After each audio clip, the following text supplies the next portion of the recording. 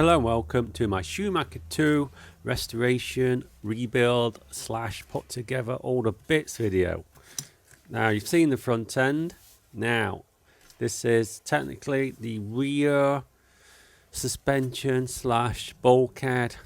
What I'm going to do this video is I'm going to reassemble the rear suspension mount, call it mount, and put the bulkhead back where it should be. And you got various selections of wherever you want to put these suspension mounts. There's quite a fair few choices. Call them choices. There's there's a lot of holes where you can put your suspension. It could make significant amount of difference in the performance of your Cougar 2. Obviously you need to race it, adjust it, get the best setup. But what I'm going to do here, technically I'm just going for a default middle lower set of holes. I'm not setting it up specifically for a certain track type or anything, just putting it together. So I've just selected these holes by random. I'm not even sure if these are the default holes they use in the manual. I don't know. I'm not really using the manual at the moment. I'm just putting it back together as I know it, as I know it goes back together. But anyway, very standard build at the moment.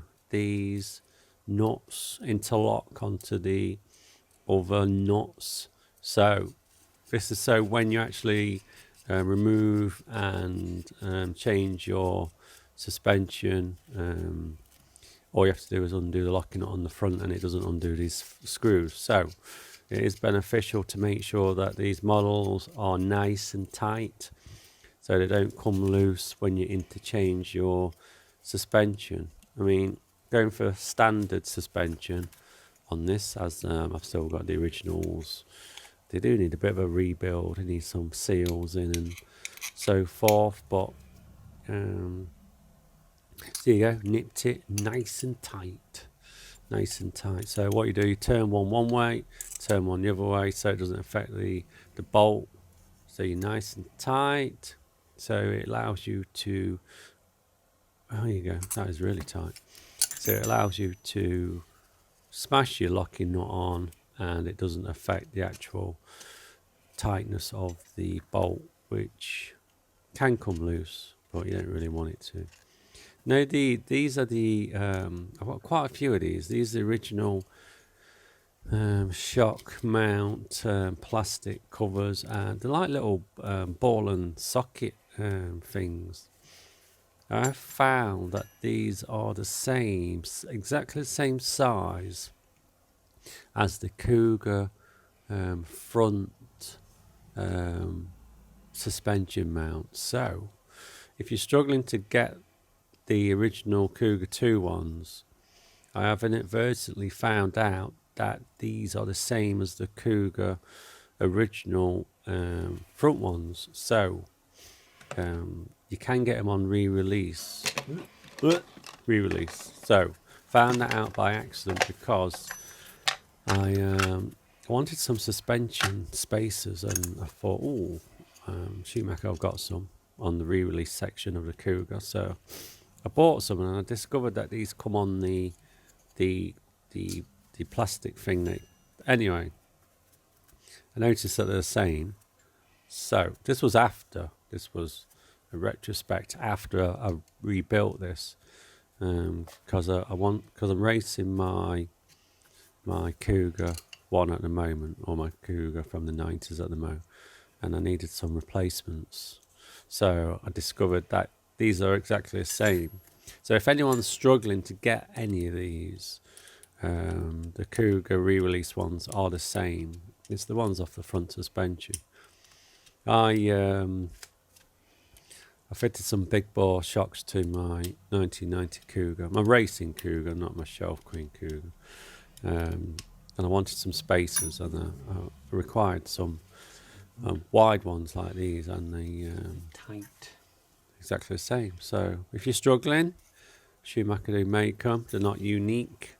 I'm just using old ones that I've got because I want to keep this original, this model. So I've got a collection of old ones. I'm just trying to find the best selection for this setup. What I want to do, I want the shockers to actually be free. I want them to not be loose. They're not going to be friction free altogether. They just need to be slightly not. You can't really call it loose. They just need to be able to move. I mean, I'm just being a bit anal because the ball joint, I think it's a bit, over time it's got a bit squashed, so it's not allowing the shocker to move freely enough. Obviously it does. I'm just being a bit anal because when your suspension moves, your shocker only actually moves like a couple of mil. Doesn't actually move that much. The top anyway. The top doesn't actually move that much. But being a bit anal, I want it as loose as possible, but still be secure and solid. Because you don't really want. You can't be loose because then it puts out your geometry. So we're just trying to keep it nice and. Here you go. That's more like it. See, it moves a little bit on its own. I mean, you could even put a little bit of grease on there if you want to, but I'm not that bothered because it's only. Actually, I might start. While I've been building this, I've been thinking to myself, am I going to run it? Am I going to run my Cougar 2? Or as an alternative to running this one, am I going to go to the expense of trying to find another one? Not saying in Minter's condition, but good enough to race without worrying about damaging it. Because it's such a shame just to stick it on the shelf and not use it. But then again, this one, it would be a shame to destroy it by racing. So this is what I'm thinking while I'm building this. Do this like Minter's and like Shelf Queen, A star class Shelf Queen quality, and then get another one for racing.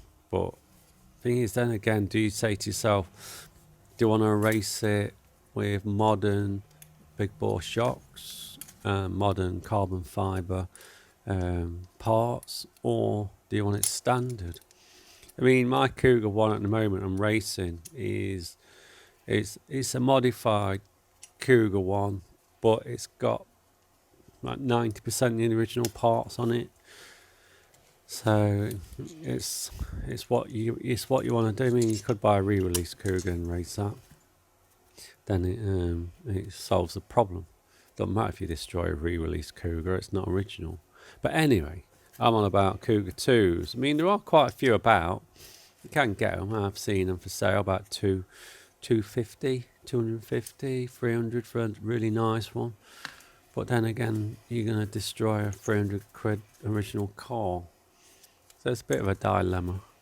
But anyway, with this build, it's going to be as original can get without any re-release parts. Don't forget when I mentioned about the re-release suspension black covers, these are original ones on this. They're not re-release ones. So anyway, as soon as this bit is done, I can start to mount the bulkhead. I mean, these are quite adjustable. I mean, you've got quite a few holes in the top where I've just stuck it in the bottom row in the middle because you got no way of knowing how you want it at the moment. But then again, the Cougar 2 does come with a varied mount where you can lower and higher. You can adjust the actual rear suspension. This actual section of suspension, you can lower it and higher as you want to. Raise it. So there's so much adjustment in the rear suspension. You could be there all day. And thing is, when you get to a track, you've got to race that track a lot to be able to strip your car down, adjust it, and then it's like, do you go to the same track? Do they keep it the same? So there's a lot of adjustment there, and you need to do a lot of test driving. But then, are you actually ever going to notice a difference with what the amount of? All I'm saying is, the amount of adjusting that you could possibly do. Would you ever notice any differences? If you're a pro driver, like a proper pro winning trophy driver, you may notice it, but club driver, don't know about that. Don't know. Anyway, shock mounts. No, not shock mounts. These are the, what do you call them? Rear spoiler mounts. These are slightly different to the, you've seen the Cougar ones, spoiler mounts. They go in from the underneath on the suspension plate. These go in from the front. So they are quite different, slightly modified to the original ones. You can get different ones. You can get elongated ones and short ones, depending on where you want to put your rear spoiler. These are just standard models. Dropping them on, and what I'm really doing in this, I'm building it all together, and I'm going to put it on the car as one unit. I'm not going to mount the rear bulkhead to the car and build this on top. I'm going to build this as a complete unit, minus the suspension, obviously, and then because that needs rebuilding, and then I'm going to mount it on the car as a complete unit. This is the rear bulkhead. These, you have to watch these because there is different ones. They made them for the Club 10, Cougar Club 10, and they made them for the Works Cougar 2. So these black bulkheads are different. I mean, I got caught out. I was looking for one in my box, and I pulled out one for a Works. Started fitting it and thought, hey, you know what? It's got extra holes in it, because the Works one has got an extra hole, because you got 6 holes where you can put your lower mounting, but on the Works one there's an extra hole at the bottom. So you have to watch that. Make sure you get the right one. I got caught out, started putting it together and thought, hey, oh, this is a Works one. So I quickly addressed that, found the right one, and then smashed it on. But anyway, you can see the mountings for the upper suspension plate. There's 4 holes. You can slightly adjust it to whatever height you want it. So there you go, there's the 4 holes. And then you can drop it in place. There are several ways of mounting it. They only line up, the 4 holes don't line up with each other. They only line up with 2 holes. So that's where you get your adjustment. Don't be fooled in thinking, oh, my holes don't line up. No, they're not supposed to. There's only 2 holes that line up, so you can actually adjust the height of your plate. And that's it. It's pretty simple, really. Just smash them in, a couple of holes, and then we're almost there. I mean, there's not much to this. I mean, this is probably, I don't know, is the front one a bit more complicated than this one? Not really.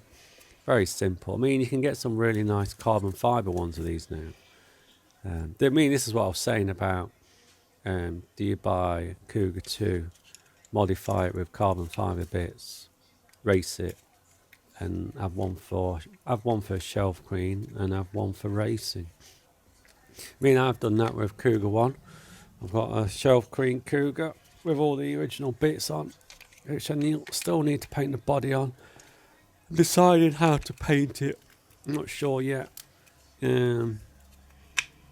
But then again, there's no rush. And then obviously this one, body's painted, so I'm not that bothered. Anyway, I digress and I talk rubbish. So mainly this video is about rebuilding the rear bulkhead, rear suspension mount, smashing all the bits on, doing it as a whole, very similar to the front, because the front's ready to mount onto the chassis, and the rear is more or less ready to smash on. All it is a bit of a tweak, nice and tight. The thing is these are adjustable, so the holes can wear, so you really want to choose wisely where you want to smash your bits. I mean, here I'm just smashing these in a default, like middle, lower. I'm not going to saying to myself, oh, I want these in a specific place because I've got a track set up in mind. No, just smashing them in. I want to get a car put together, and it's like we were saying, it's not going to race, so I'm not going for a race setup. I'm just going for a car in one bit setup, all together setup.